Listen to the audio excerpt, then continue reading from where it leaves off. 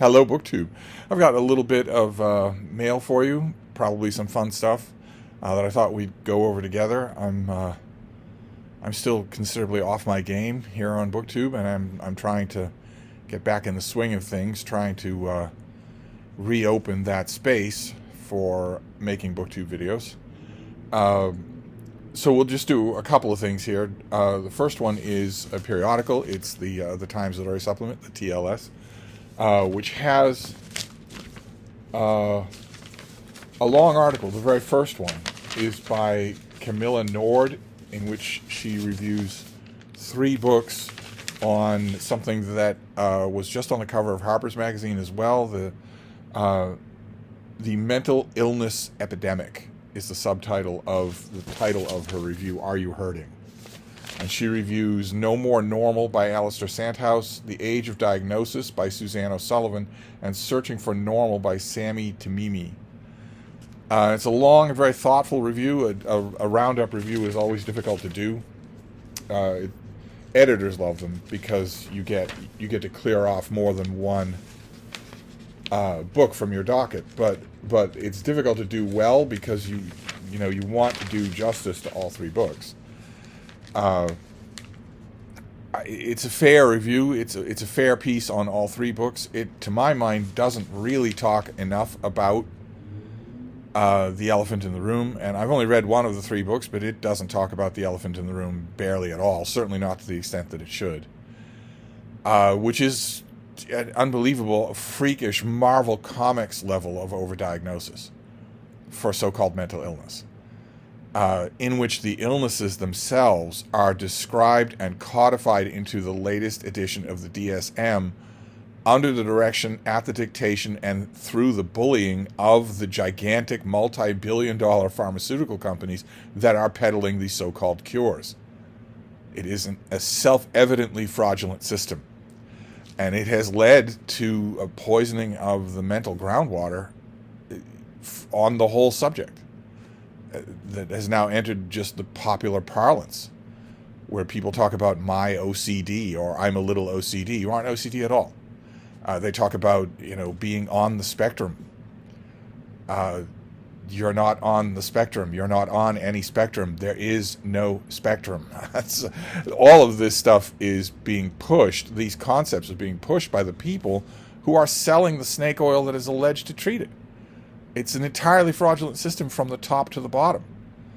And the books that are about it, the authors don't want to be tarred and feathered. They don't want to be run out of town. They don't want their contracts canceled or anything like that. So they fall in line with a pharmaceutical industry that has normalized and also pathologized an idea that if you are not happy, there's something medically wrong with you.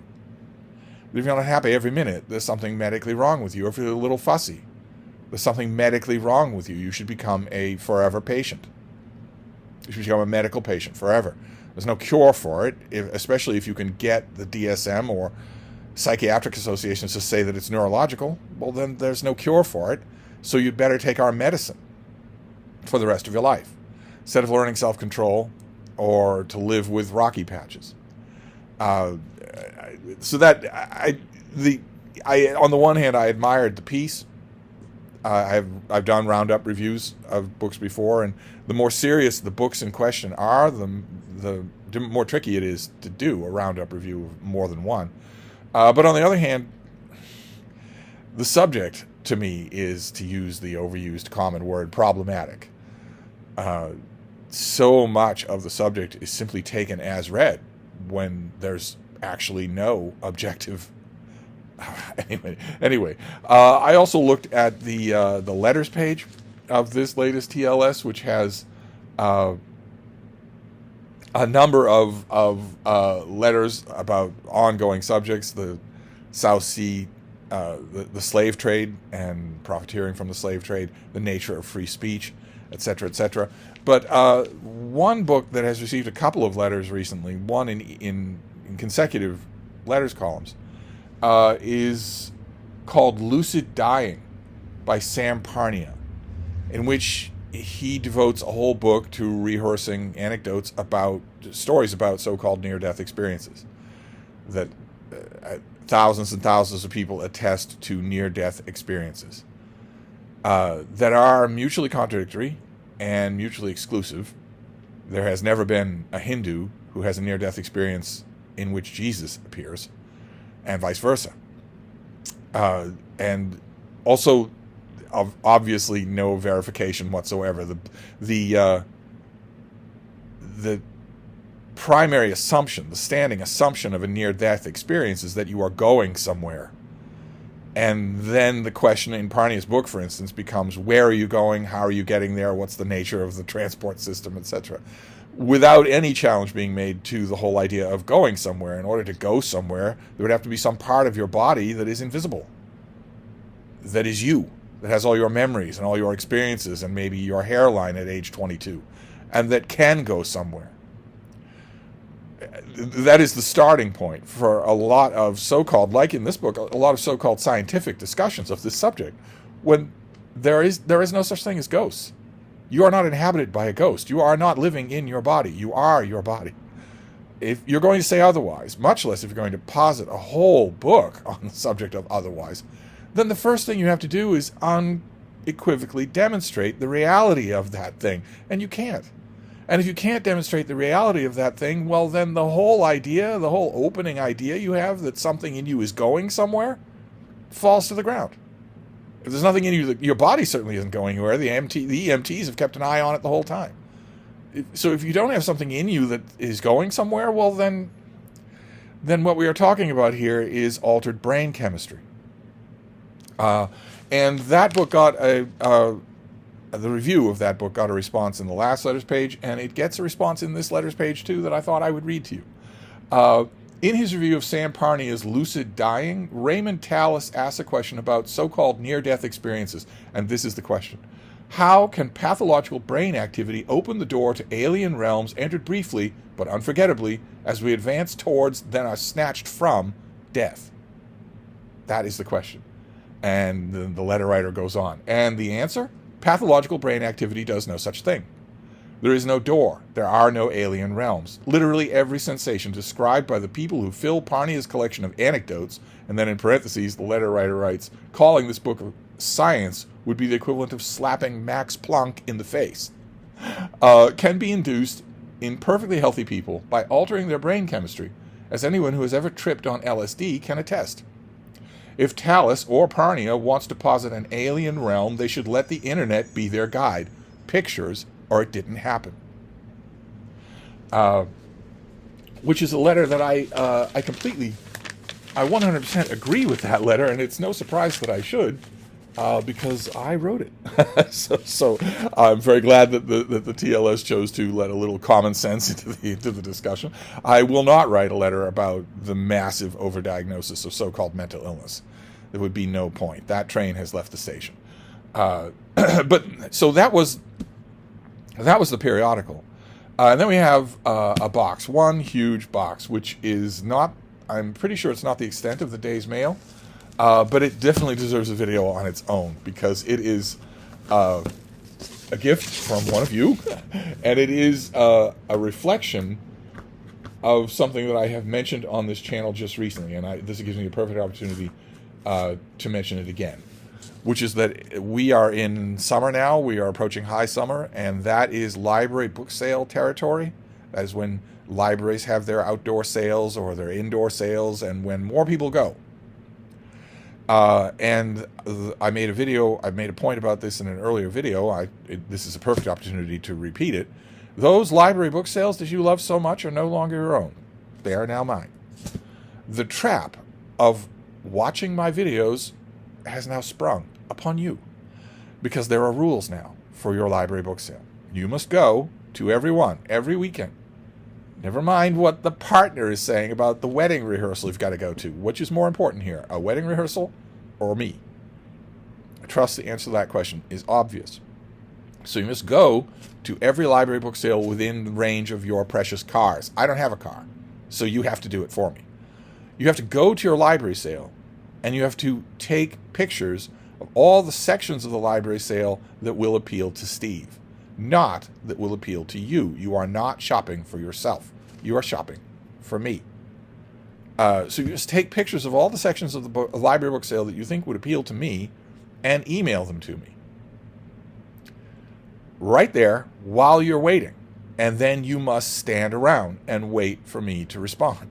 Now, I am, as the kids say, terminally online. Not this week. This week I have not been, but usually I am terminally online. So I will get your email. And I will then determine which of those books I want you to buy and send to me by the fastest means possible. And you must wait. In situ. You must simply hang around and wait until I respond. And then when I do respond, if I don't want anything, then I'll send you a dismissive email telling you to stop wasting my time. Which doesn't seem fair, but life's not fair. If I do want something that is in one of those pictures, I will start shrilly squealing for it like I was a small child. I will not only want it, but I will want it immediately. So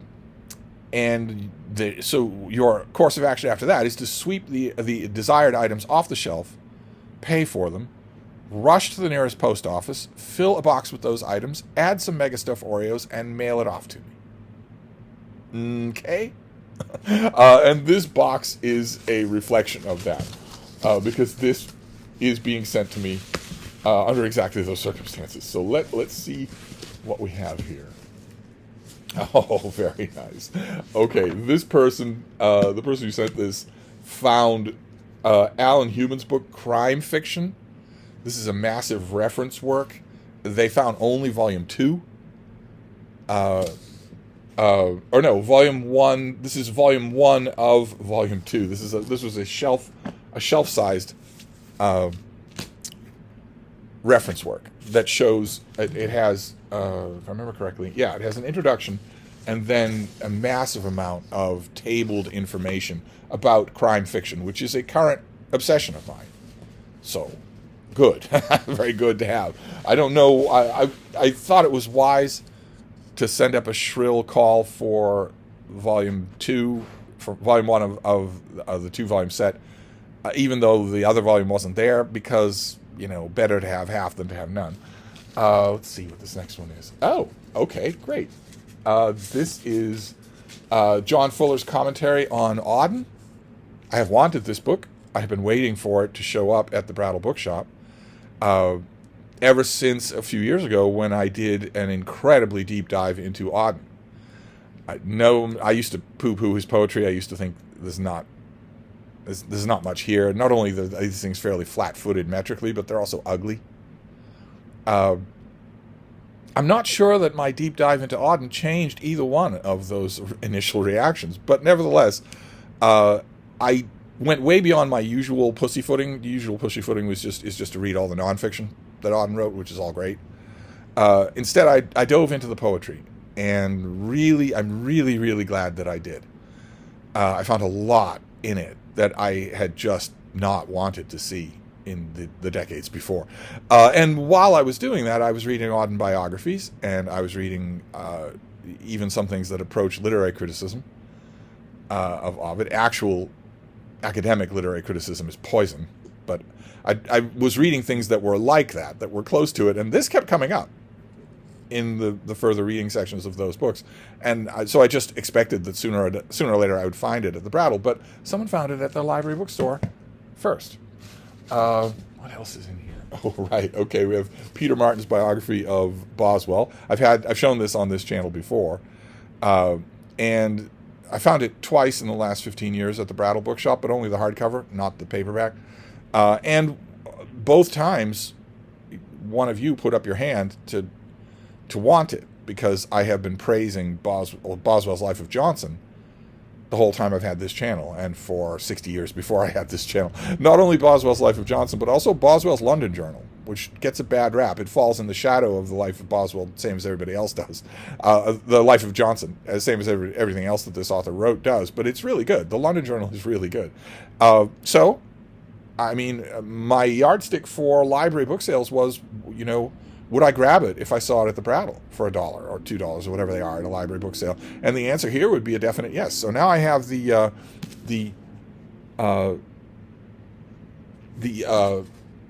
Phoenix Press trade paperback of the Peter Martin book, which I think I'll probably be less likely to want to fire off in the mail to somebody. I'll probably, the next time somebody wants this from me, I'll probably just hold out to find a hardcover at the Brattle. I see it at the Brattle, and I will use the trade paperback instead.